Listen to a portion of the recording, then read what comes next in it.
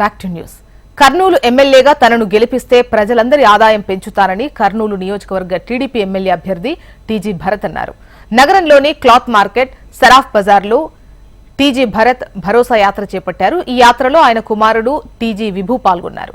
ఈ సందర్భంగా భరత్ ప్రతి షాప్కు వెళ్లి వ్యాపారులను కలిసి తనకు ఓటు వేయాలని కోరారు. 6 గ్యారంటీల మేనిఫెస్టోతో పాటు బ్యాలెట్ పేపర్ అందించారు. ఎమ్మెల్యేగా తనకు ఒక్క అవకాశం ఇవ్వాలని ఆయన కోరారు. గడిచిన 10 ఏళ్లలో అభివృద్ధి శూన్యమన్నారు. ప్రతి ఒక్కరూ తమ ఓటు హక్కు వినియోగించుకోవాలని కోరారు. ఈ కార్యక్రమంలో టీడీపీ, జనసేన నాయకులు పాల్గొన్నారు.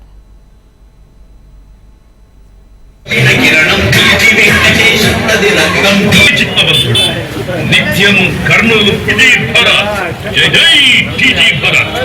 సైకిల్ గుర్తుకే గెలిపించుకుందా.